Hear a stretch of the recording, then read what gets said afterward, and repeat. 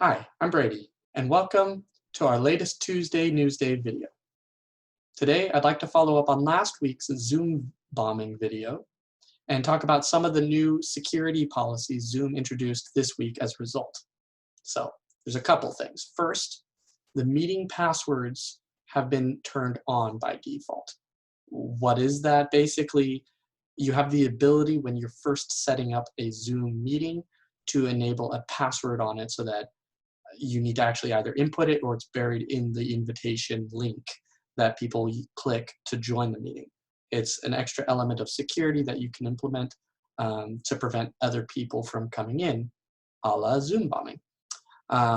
Note that this doesn't apply to the default personal meeting ID that you have. It only applies to additional meetings that you create. Second thing that they've introduced, or rather that they've changed, is that the virtual waiting room option has now been turned on by default. That is essentially an option for you to be able to filter who joins the meeting. They get kind of put in a purgatory digitally until you say, sure, let them actually all the way into the meeting. And that way you're able to kind of control the flow of who comes in. If you're going to have 30 people all try and hit up the same meeting, then they'll all get stuck in the waiting room unless you actually let them in. So the main thing to keep in mind there is that once you do that, it happens for everybody. So if you're jumping in and you're just kind of doing something else, waiting for one or two people to show up, they're never going to show up because they're actually in a waiting room. You actually have to go and look in Zoom to make sure that they're not there already, because then you'll have to actually let them in. So just something to keep in mind with that turned on by default. You have a little bit more maintenance you have to do for every meeting. Not a big issue. But the other thing that this is important to note is that it doesn't allow you to have the virtual waiting room and have the ability to allow people to kind of jump into the meeting before you, the host, shows up.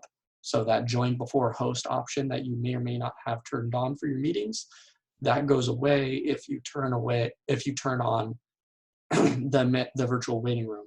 And since Zoom has essentially tweaked their software to turn that on by default, and you actually want people to join before you're jumping into the meeting, then you're going to have to undo that and redo the settings in order to allow that to happen. So just a couple of things to keep in mind as part of what they've done. So Zoom is still working on improving security.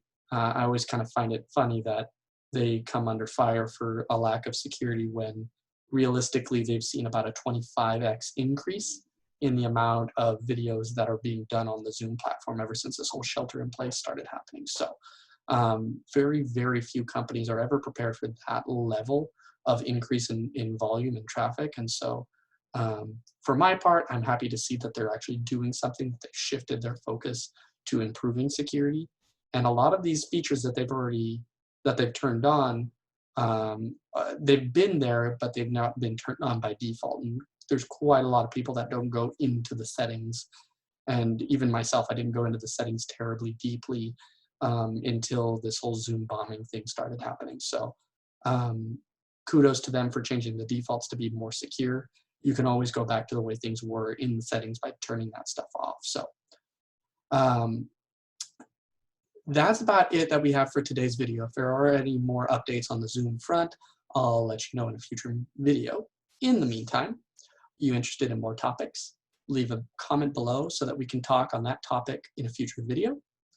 And don't forget to like and share this video and subscribe to our channel if you'd like to see more content. We have a Tuesday Newsday channel and a Thursday Tech Tip Thursday channel as well. So thanks for watching. Again, I'm Brady Helkin, BH Tech Connection, and I'll see you again next time.